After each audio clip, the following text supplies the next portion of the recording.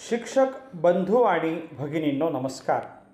शिक्षक आणि शिक्षकेतर कर्मचाऱ्यांसाठी अत्यंत महत्त्वाची आणि थेट आर्थिक बाबींशी संबंधित अपडेट घेऊन आज आपण आलो आहोत. विशेष शिक्षकांच्या वेतनाबाबत अनेक दिवसांपासून सुरू असलेल्या न्यायालयीन प्रकरणांना आता एक महत्त्वाचा टप्पा हा प्राप्त झालेला आहे.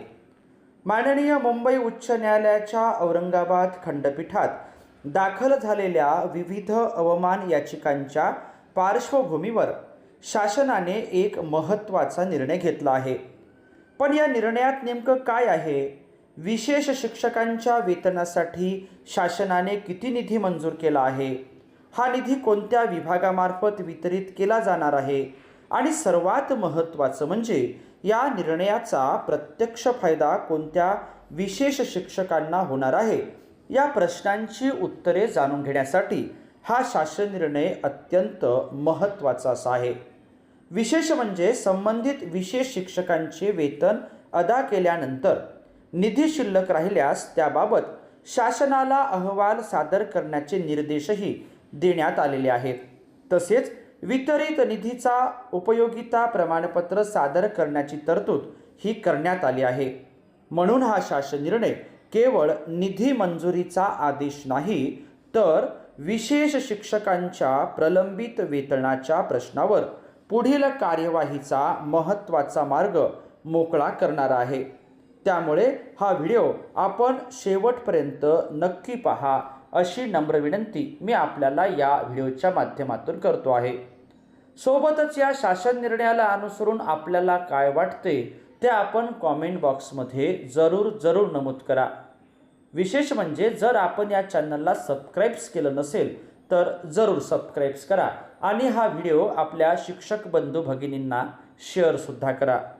आता आपण जाणून घेऊया हा महत्त्वाचा शासन निर्णय. सुरुवातीला 8 संदर्भ आपल्याला या ठिकाणी दिसत आहे आणि त्यानंतर अत्यंत महत्त्वाची असणारी प्रस्तावना ही आहे. आता आपण या ठिकाणी शासन निर्णय जाणून घेऊया. माननीय उच्च न्यायालय मुंबई खंडपीठ औरंगाबाद येथे दाखल अवमान याचिका क्रमांक 23,465/2025, अवमान याचिका क्रमांक 55/2025, रीट याचिका क्रमांक 1030/2016 मधील अवमान याचिका क्रमांक 264/2017 मधील अवमान याचिका क्रमांक 508/2024 आणि अवमान याचिका क्रमांक 492/2024 व अवमान याचिका क्रमांक 510/2024 व अवमान याचिका क्रमांक 23,465/2025 मधील विशेष शिक्षकांच्या वेतनाकरिता 22,97,489 इतका निधी शिक्षण संचालक प्राथमिक महाराष्ट्र राज्य पुणे यांना उपलब्ध करून देण्यास या शासन निर्णयान्वये मान्यता देण्यात येत आहे. शिक्षण संचालक प्राथमिक शिक्षण संचालनालय पुणे यांनी संदर्भ क्रमांक 1 ते 4 अन्वये सादर केलेल्या प्रस्तावातील नमूद विशेष शिक्षकांची संख्या तसेच त्या अनुषंगाने मागणी केलेल्या निधीची परिगणना अचूक असल्याची खातरजमा करण्याची सर्वस्वी जबाबदारी शिक्षण संचालक प्राथमिक शिक्षण संचालनालय पुणे यांची राहील. शिक्षण संचालक प्राथमिक शिक्षण संचालनालय पुणे यांच्या प्रस्तुत प्रस्तावात नमूद विशेष शिक्षकांची संख्या ही विशेष शिक्षकांना विभागीय अध्यक्ष बोर्ड आणि शिक्षण संचालक प्राथमिक शिक्षण संचालनालय पुणे यांच्या स्तरावर दिलेल्या सुनावणीच्या संधीत पात्र अपात्र शिक्षकांच्या संख्येच्या मर्यादेत असल्याचे प्रमाणित करण्याची जबाबदारी शिक्षण संचालक प्राथमिक शिक्षण संचालनालय पुणे यांची राहील. अपंग समावेशित शिक्षण योजना माध्यमिक स्तर अंतर्गत विशेष शिक्षकांनी माननीय न्यायालयामध्ये दाखल केलेल्या याचिकांमध्ये माननीय न्यायालयाने दिलेल्या अंतिम निर्णयानुसार कार्यवाही करताना याचिकाकर्त्या विशेष शिक्षकांच्या सेवा समाप्ती सेवा समायोजनाबाबत दिलेल्या आदेशातील मुद्द्यांची खातरजमा करून कार्यवाही करण्याची सर्वस्वी जबाबदारी शिक्षण संचालक प्राथमिक यांची राहील.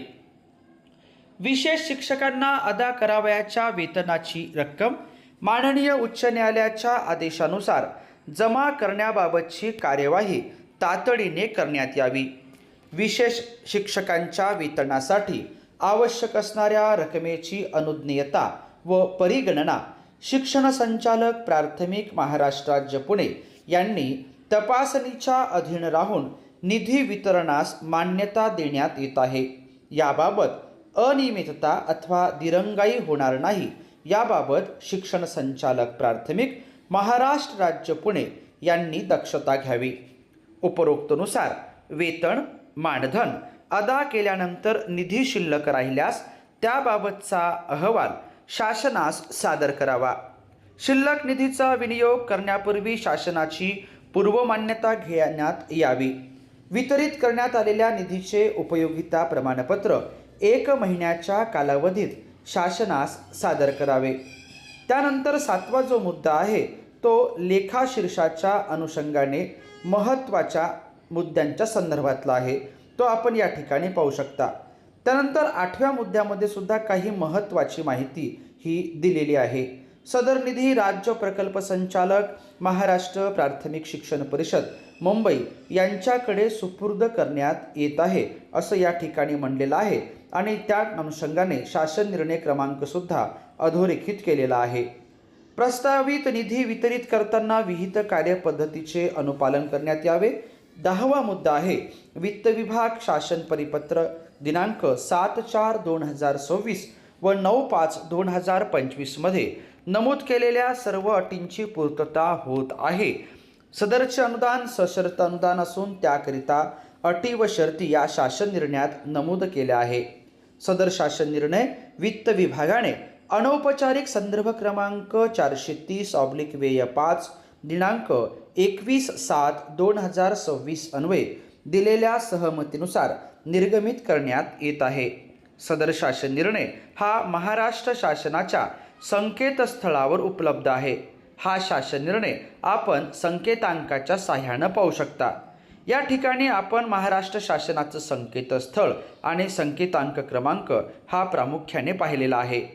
अपंग समावेशित शिक्षण योजना माध्यमिक स्तर अंतर्गत विशेष शिक्षकांचे वेतन अदा करण्याच्या अनुषंगाने शालेय शिक्षण व क्रीडा विभागाचा हा 12 ऑगस्ट 2026 एक अत्यंत महत्त्वाचा असा शासन निर्णय आहे.